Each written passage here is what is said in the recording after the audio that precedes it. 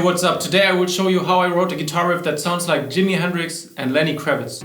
Or better, the guitar riff that sounds like as if Jimi Hendrix and Lenny Kravitz had a baby. Okay, at first I will play you the guitar riff, which is from my song What Is Wrong. Check out the song and music video What Is Wrong by Robert Jakob. And then I will show you by which two songs the riff was inspired by or directly influenced. So the riff goes like this. 1, 2, 3.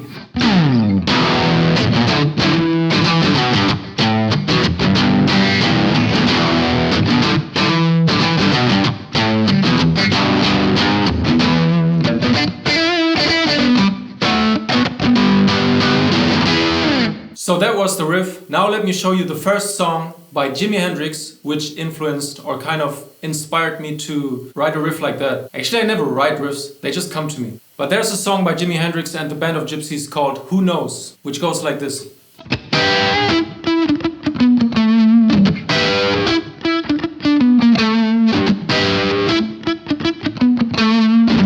And you should know that the one is on this. So if you would count it, it goes 1, 2, 3, 4. 1, 2, 3, 4. 1, 2, 3, 4. Now what I like especially about this riff is the bending part. And then going on the 1. And actually the riff starts with a G and it ends with a G. Just an octave apart. Which is why it's a great riff.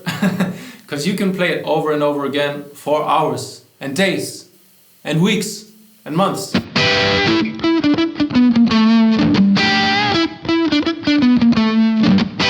It just sounds like you're walking, very cool, and then you just jump back and you're walking and you jump and you walk. You know this part?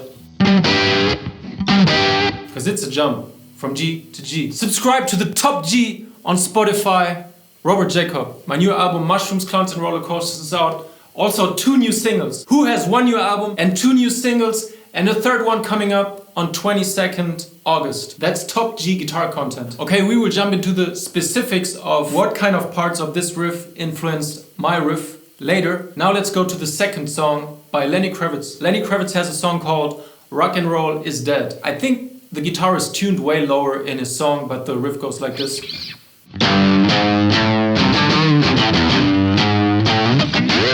Actually, I think it sounds better with this pickup.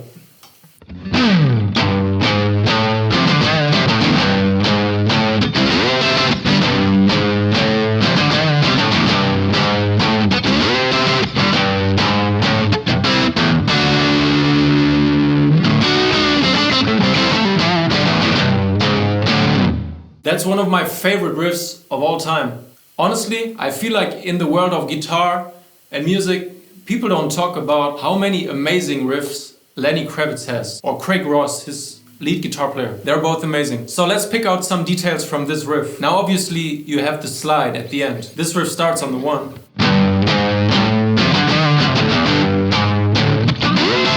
So you have a slide, and then again you have a little bend. And it's this playing with the open E string and going back to the riff like. I noticed recently you can put open strings anywhere. Just put them in there like ghost notes. Nobody will know what kind of open string it is. And obviously the riff is repetitive. It's like the same part repeated 2 times just with a different ending.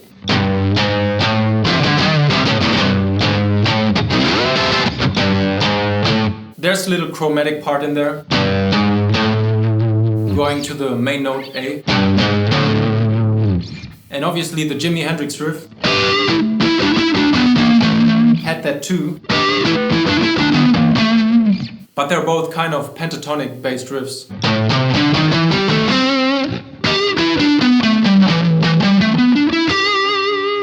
Okay, now we have the 2 songs that kind of, I don't know if subconsciously or consciously inspired me to write my song What Is Wrong.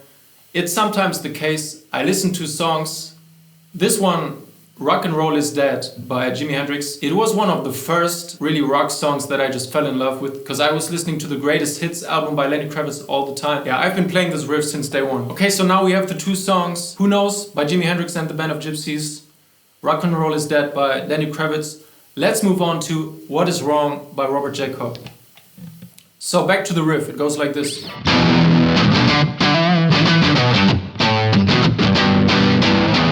Something doesn't sound right. It feels like you need to play riffs at least 2 times.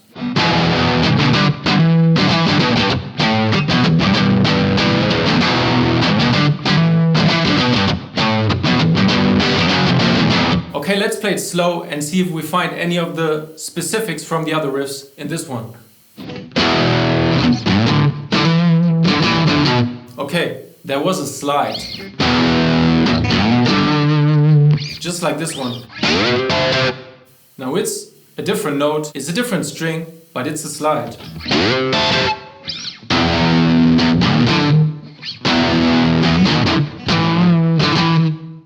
And I vary with the playing of this part sometimes, but you could argue that there's a little bending, which goes like this.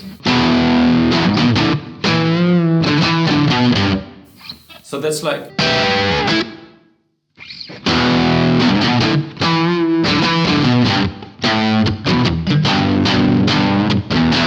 There's another bending, so the riff ends on, which is G, actually G and B, just like in Who Knows. So Who Knows starts like this, and my riff ends like this.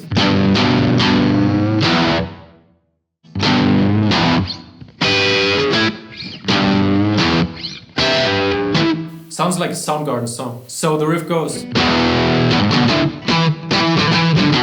Now we have to admit, there's no chromatic part in there, like... Or...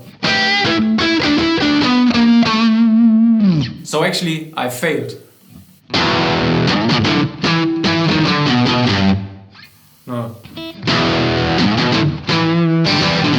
You cannot have all specifics in one guitar riff, which is why we need millions of guitar riffs. We need more guitar riffs to save the world. By the way, my new single Save the World is out on all platforms. Save my song, Save the World, and you do a little part to saving the world. Because you're literally saving a song called Save the World. That's a way to save the world. Now let's play the full riff slow.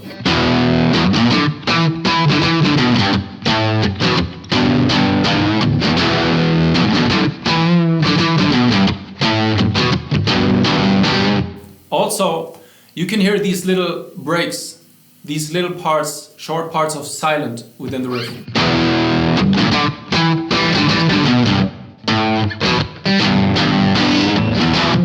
You know, just parts where you hold in and kind of play with the dynamics, with the tension within the riff. Now, I don't do that consciously. I'm just picking apart, analyzing the riff, so it's not how I approach playing guitar or writing riffs or... Let's see if the other riffs have them too. It feels like a little break. Oh, I found another similarity. Now the riff Who Knows goes... So it plays the E 2 times. I do that too sometimes. And sometimes I bend it. So that's like... You know, you have the bending.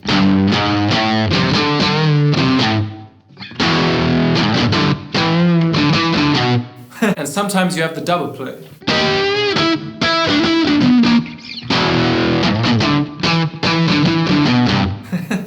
It's just funny how influences and inspiration can be so direct, but yet lead to something that just sounds very different, but also has a lot of similarities. Let's play it with both versions.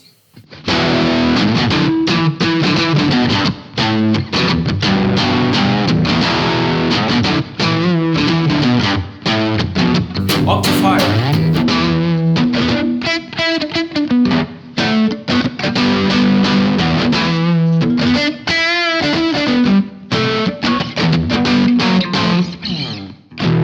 Now for the ultimate comparison, let's play all three riffs after one another.